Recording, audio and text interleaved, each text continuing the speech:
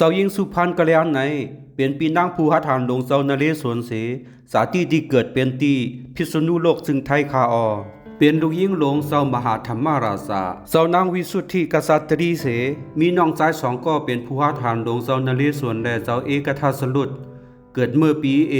1/5/47เป็นนางยิ่งห่างหลีง่ายสีคำเนื้อห่างเนื้อหอก่อหนึ่งอยู่ซ้ำแทงเป็นหลานยิ่งออกผู้หัดหานนางยิ่งไทยสุริโยไทยก่อหนึ่งอยู่เยา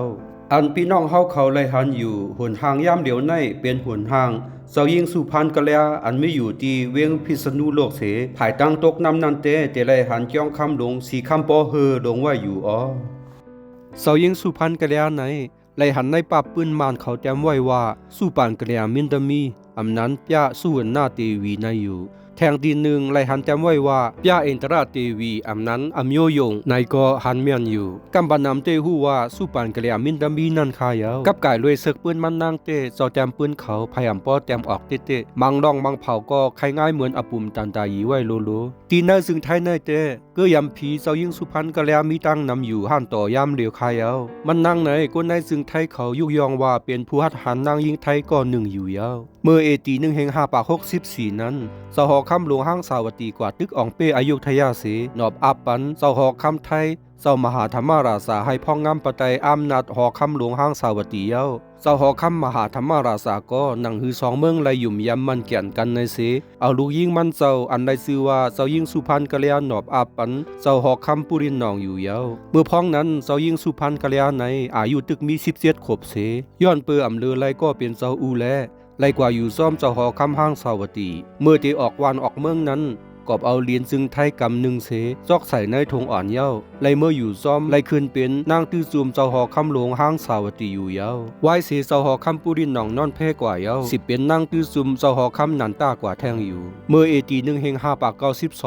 เจ้านเรศวรตั้งเจ้าอุปราชาอันเป็นลูกชายเจ้าหอคำนันตาขี่จ้างตึกพันกันตีสุพรรณบุรีนั่นแลเอาเจ้าอุปราชาเสียงกามสุดมูลกว่าเนื้อสร้างนั่นอยู่เย้าย้อนเปื้อนนั้นเจ้าหอคำนันตาในเป็นอันใจล้ำต่อเศร้าออกแห้งหนาเสแหมตาย8ขาไส้ก้นไทยอันมีในเมืองหังสาวตีเสียมกามันเจ้าก็เอาเลี้ยวพันเจ้ายิ่งสุพรรณกะเลียเมื่อเจ้ายิ่งตึกเลี้ยงนมลูกนั่นแลไล่เสียงกามกว่าตั้งแม่ตั้งลูกอยู่เย้าพ้องนั้นเจ้ายิ่งตึกป้าสันเท8เดือนวันในเย้ากับปานเมื่อนั้นป้อมทิ้งไหลล้มต่อซ่าในลีโกดีกากเตคานอตีไลว่าปืนเสายิงสุพรรณกะเลียในเป็นซึ่งข้อขมยาวคาในเสายิงสุพรรณกะเลียในไล่ตายหุงกว่าแลคนไทยเขาตั้งนำยุ่มยำว่าเอียนเป็นพี่เจ้าเมืองพี่สาวกว่าเสก็ยำไว้ซาอยู่ต่อวันเมื่อในว่าในคายาวไล่หันในป้าปืนมานแต้มไว้ว่าอันเป็นลูบเจ้ายิงนั่นอ่ำกึ่งไว้ที่ในหางในหอในแลขาดใจมันนางในเอาลูบเจ้ายิงเสกว่าพังไว้ที่ตั้งเขาเยียนกุงตีพระใจกะล้อนั่นว่าในอยู่คายาวเมื่อปี2แห่งไปหนึ่งนั้นก็ประกาศลุมลาพระใจกระรอกเขา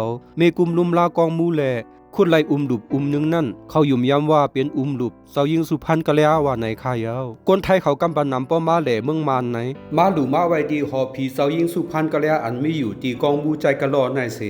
ย้อนสู้เตืองเก่าให้ก้าวขายมันว่าในอยู่คายาวไทยเขาเตยุกยองไว้ว่าเจ้ายิงสุพรรณกะเลียในเป็นผู้หัดหานนางยิงง่ายเหมือนหนังนายมันอันเป็นสุริโยไทยนั่นก่อนหนึ่งเยาว่าในอยู่คายาวย้อนเปื้อตาเกียดแควานเมืองแลไล่ขามส่วนตูเสไล่มาเปลี่ยนนางตื้อซุมเจ้าหอคำปุรินหนองสวยแถมตาเจ้านเรศวรป้อตีออกป่นมนหลอดเมืองห้างสาวตีเสตาให้ซึ่งไทยหลอดเลี้ยวเศร้าขอนั้นไล่ตั้งสวยแถมตีเจ้ายิงสุพรรณกะเลียในกอว่าไล่อยู่อันพี่น้องเฮาเลยหันอยู่ย่ำเดียวในเป็นลุบเจ้ายิงสุพรรณกะเลียอันมีไว้อยู่ที่กองมูใจกะลอตั้งเขาเวียงหยันกุ่งในอ๋อ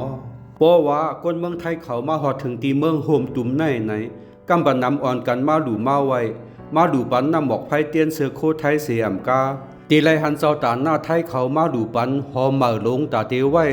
ดุบเจ้ายิงสุพรรณกะเลียนั่นอยู่ยาวเจ้ายิงสุพรรณกะเลียไหนตีไลว่าเป็นผู้หัดหันนางยิงไทยปุ่นตาซึ่งไทยก็หนึ่งแล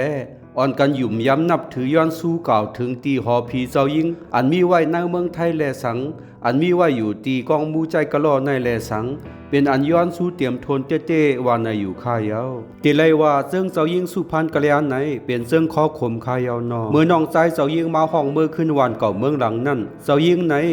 ย้อนใบปันกะที่สัตว์สาวไว้แลอำมือจอมขึ้นเสเพื่อเจ้าหอคำนันตาซุ่มซึกเย้าสั่งติ้งยอบเอาตายตัวเหยื่อก้นไทยตั้งนำเสียมกาแหมตายป้าเจ้ายิงพองตึกป้าตองไว้นั่นแล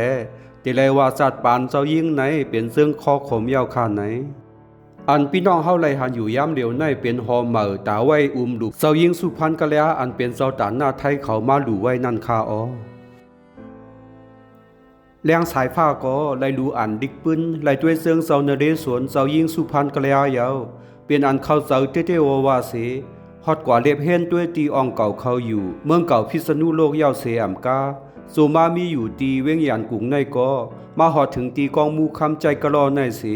มาหลู่มาไว้พลายาวมานับยำหอผีเจ้ายิ่งสุพรรณกะแล้วจากแพปันกู้โซอยู่กู้โซพรดีให้ไล่เพ่งเป้งกันเสกรรมสาธุสาธุสาธุ